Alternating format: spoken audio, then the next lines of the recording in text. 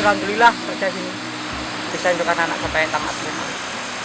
Kerjaan lain itu ya memang ada tapi penghasilannya kan nggak mencukupi gitu loh Bang. Nggak ada, nanti cuma pakai di proyek kan Bapak sudah tahu di proyek kan gitu, banyak kadang bawa lari orang kan gitu, resiko kan banyak. Kalau gini kan udah ngabas langsung untuk uang sewaktu-waktu kan enak kan gitu. Kalau rata-rata ya kasih saya makan ya 50 dapat lah Per ininya, per harinya itu ya, sekitar bisa itu saya ya. makannya itu dah. Nah, Jadi kan Nah. bisa nabung sedikit-sedikit buat bawa pulang gitu.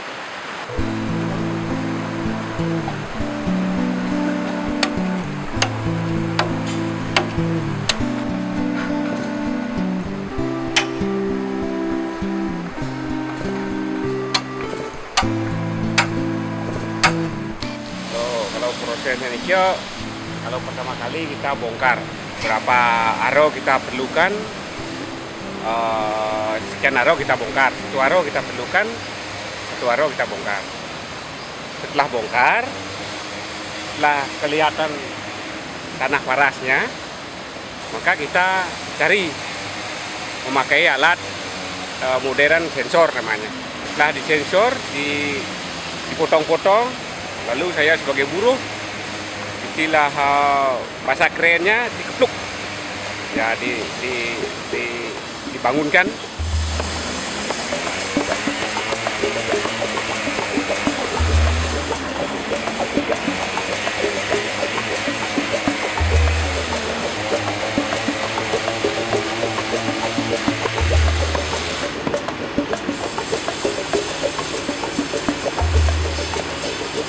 Setelah dibangunkan, dikumpulkan bangunnya. Setelah dikumpulkan bangunnya, didompeng. Yang pakai alat besar tuh, ya gaji besar tuh.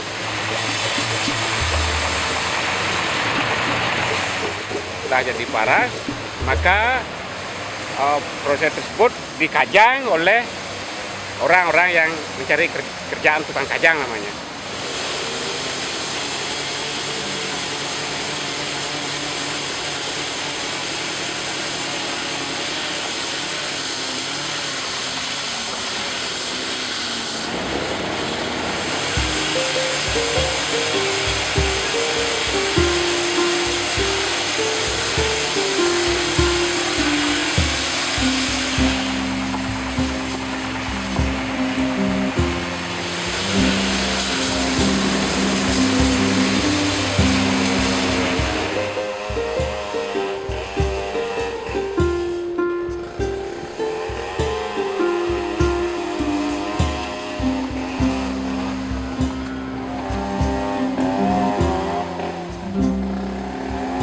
Setelah itu ditaruh di tempat yang dekat dengan jalan besar supaya mudah mobilnya diangkut.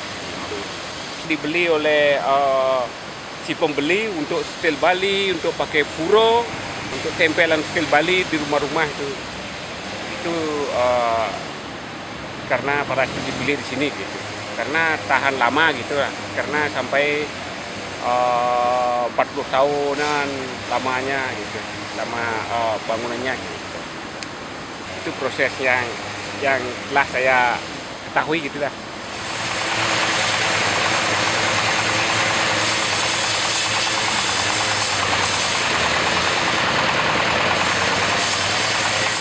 Tenan nang makarya napi kene kan bika di gumintiang arah bias karena tan karya rika kari merikit yang biasnya macet tan mentan arah bias mereka makin merikit yang soalnya karya riki terus wentan terus wentan ya kan mau buruh lain-lain ke kadang-kadang ada guys kadang-kadang kan kentan macet nang 5 hari niki yang cara riki 7 tahun nang terus lancar sengidang yang meriki kuat kondisi meriki terus wentan karya.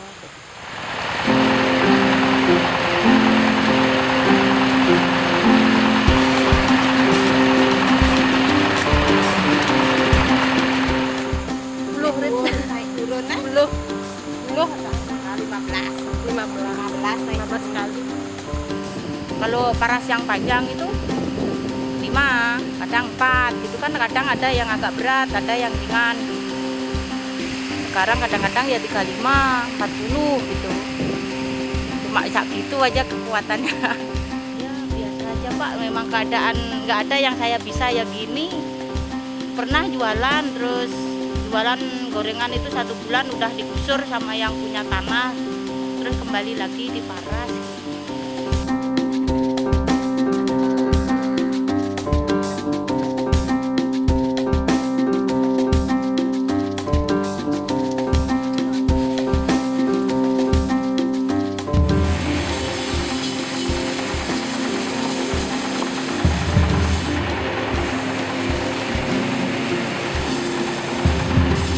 Saya melakukan pekerjaan ini sejak setelah bom Bali 1-nya.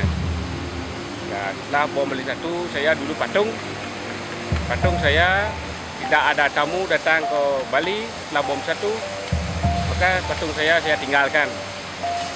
Patung saya tinggalkan karena patungnya tidak laku itulah. Maka saya beralih pekerjaan demi untuk menghidupi anak saya. Gitu. Bom Bali itu kan macet, kan menten tamu mriki kan beralih yang mriki ke Paras saja.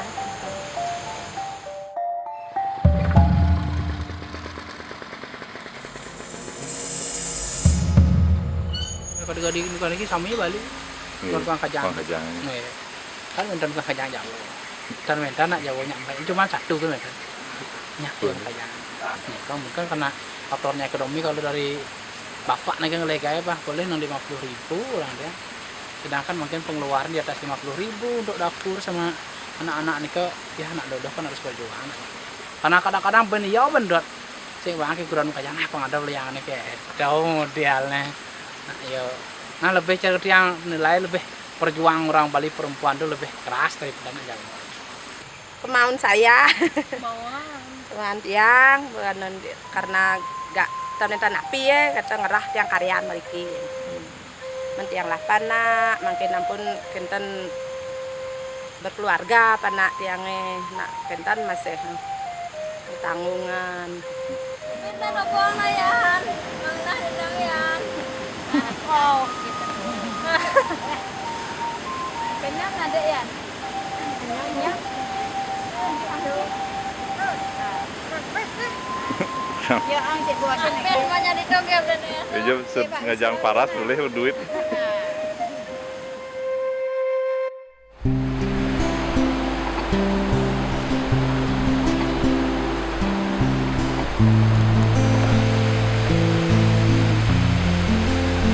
Begini, sebenarnya paras nikah dengan ya. Sebenarnya sebelumnya benten jalan. Karena jalan itu mulai tahun 2002. Karena benten jalan, adosnya sana mau duit abing, yang punya abing nih kok ingin uang, kan ingin uang, mau ingin uang, jadi orang-orang menginginkan pada memerlukan nih kalau adosnya, sami pada adung. Harus benar pun dikontrakkan kan Anton ya. Nah dikontrakkan raus mangkin. Kebanyakan ini para senerau cuman saking dangin tukan belah batuk dan buruan. Niko nih modui para sakit menek kau.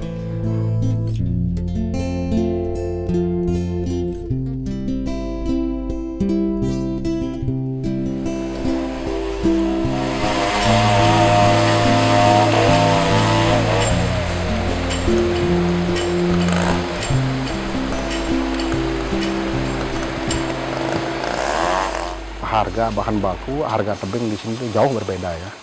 Kalau paras yang di Selekarang, kalau seandainya kita habis gali terus kita pakai bangunan stil Bali itu kelihatannya mengkilat ya, seperti seolah-olah paras itu berminyak.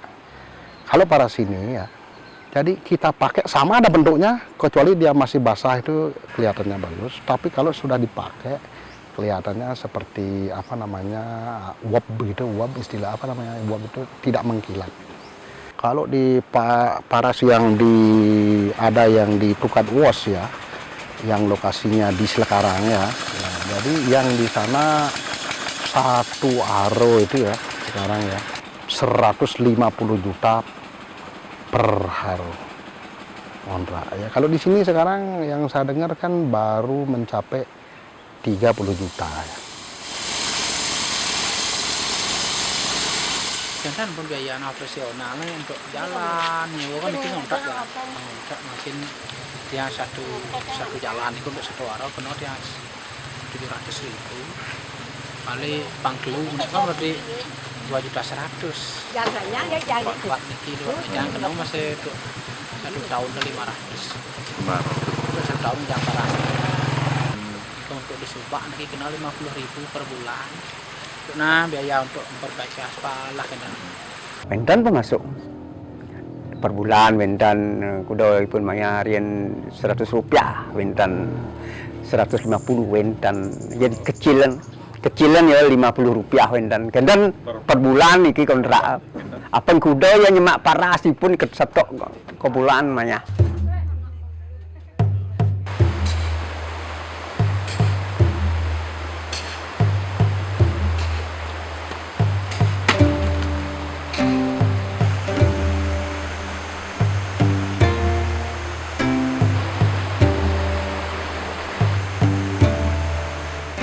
Resikonya memang tinggi, resikonya luar biasa, apalagi musim hujan, apalagi banjir sungai ini dah, yang kena buruk itu toh. Ada, kalau saya sendiri barusan kena mesin Pak, baru kena mesin ada, ini dah luar biasa. Barusan sembuh Pak. Ini 20 cm, dalamnya segini dah, ya 10-an cm. Ini mau nyensor gini dah, nyangkut celananya aja. Terus? Nyangkut celananya ini kainnya ini kena itu dah nempel, tulangnya sampai kelihatan ini. Tulangnya sampai kelihatan. Luar biasa ini lukanya, banyak. Kalau dijahit sampai tingkat sak itu saya bawa ke rumah sakit ya. Ada yang tangannya ini gat, ini ada tuh yang kena embit ini lukanya ini kena, sering terjadi. Ini tidak bisa ditafsir ya, tidak bisa ditafsir atau lempar kemana, ini tidak bisa ditafsir. Ini yang bahaya, makanya kita juga harus hati-hati selain ada firasat. Berapa banyak orang yang meninggal di sekitar ini? Banyak ya, yang di sini aja dulu 3. Itu yang tadi itu selatannya itu 1. Ya pernah juga terjadi yang di sini itu sampai aungnya roboh kan. Pernah kemarin itu dah. Karena dia tuh tidak memikirkan juga ada aungan padahal dibutuhkan orang banyak, ada persawahan. Kalau seandainya itu sampai roboh berarti berapa orang yang di sana itu tidak bisa berpetani kan gitu. Jadi masalah terjadinya jebolnya bendungan itu, terowongan itu mungkin terjadi karena akibat masyarakat ataupun pengusaha yang melakukan penggalian terhadap batu cadas yang berada di atasnya.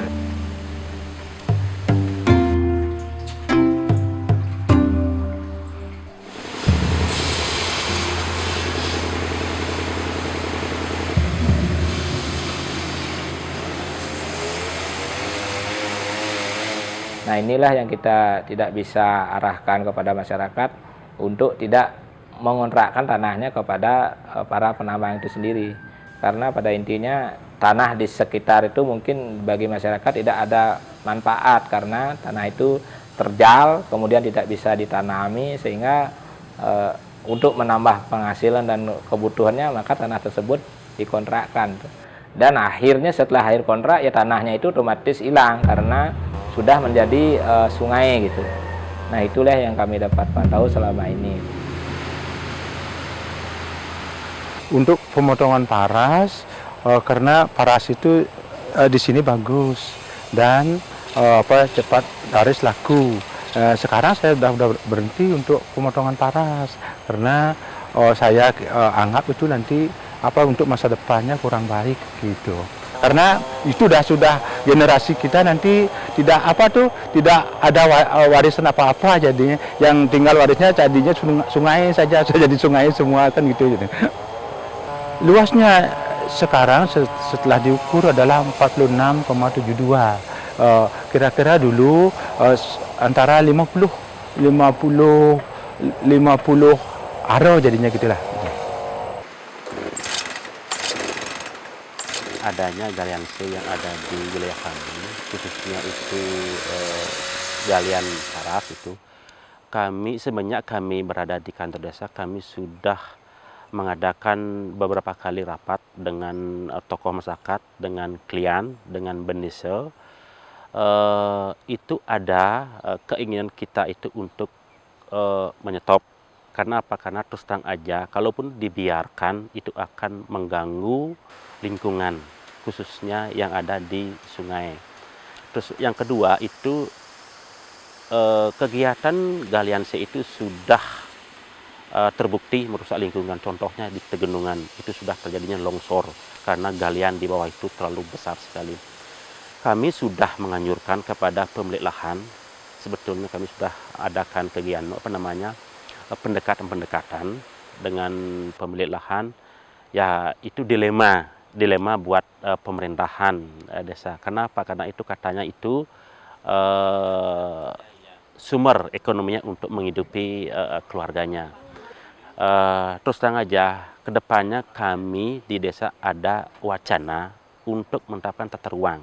Mudah-mudahan di tahun 2013 sesuai dengan program yang kita cantumkan di RPJMDes itu, tahun 2013 ini kita rencana untuk menata kembali tata ruang yang ada di Kemenuh.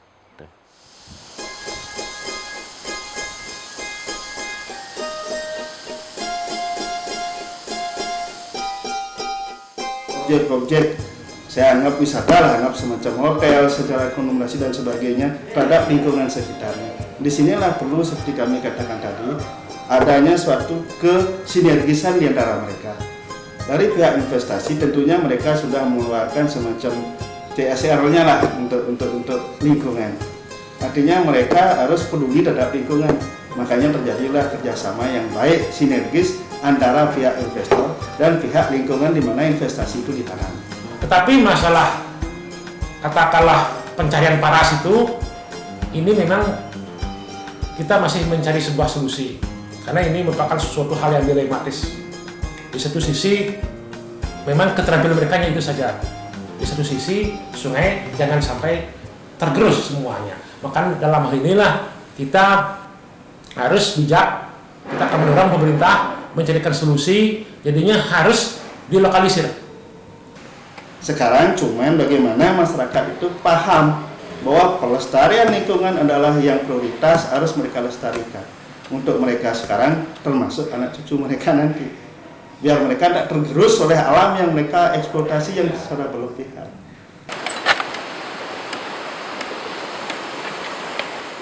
Sebetulnya di Kemenuh ini banyak sebetulnya peluang kerja, banyak sekali, khususnya di bidang di bidang pertanian. Itu sebetulnya peluang yang sangat bagus untuk mengurangi terjadinya penggalian paras di wilayah kami ini gitu.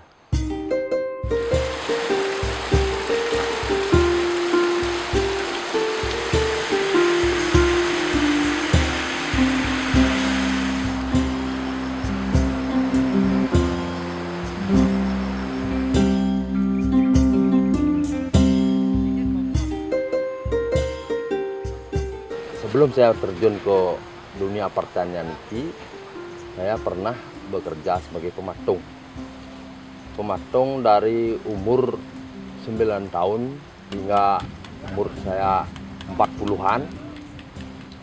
Sudah itu saya, begitu ada bom, tidak akan menunjang kehidupan saya sebagai pematung. Itu saya terjun sebagai pengangkut gini paras.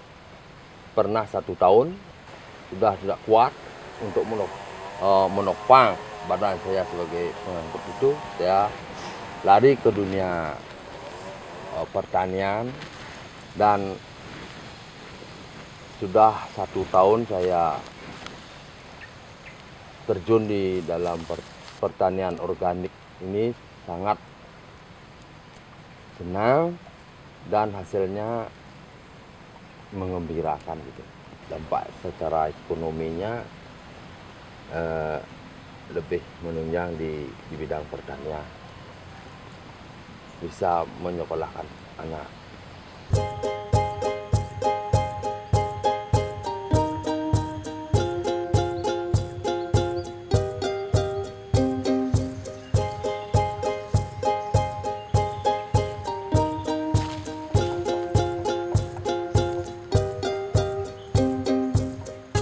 Salah satu solusi yang paling pertama yang saya yakini benar adalah memberikan bukti dulu bahwa melalui bercocok tanam atau bertani kita juga bisa hidup. Sebelum bukti bisa kita berikan, kita akan susah sekali meyakinkan orang tanpa bukti, kan begitu. Tantangan awalnya adalah bagaimana meyakinkan diri kita semua, sebenarnya termasuk saya, bahwa lahan ini bisa produktif jika dikelola dengan baik. Lebih dari setahun itu butuh waktu menyesuaikan diri. Bukan hanya bermain sambil bekerja gitu, tetapi bekerja beneran gitu di pertanian. Saya di satu sisi supaya mereka senangnya lengkap harus menjamin penghasilan mereka selama 1 bulan, kan begitu. Yang pasti yang harus saya usahakan juga supaya itu tidak terganggu. Nah, dengan tidak terganggunya penghasilan mereka 1 bulan, keyakinan mereka atau rasa aman mereka dalam bekerja terbentuk. Ketika rasa aman dalam bekerja terbentuk, ternyata produktivitasnya luar biasa. Organik sebagai pilihan lebih memperberat lagi situasi sebenarnya dibandingkan dengan bertani konvensional. Karena jumlah pekerjaan dan jenis pekerjaan menjadi lebih banyak daripada bertani konvensional yang kita ketahui sampai saat ini. Bayangan kedepannya ya seperti nama saya harus kuat seperti karang itulah. Saya harus berhasil gitu.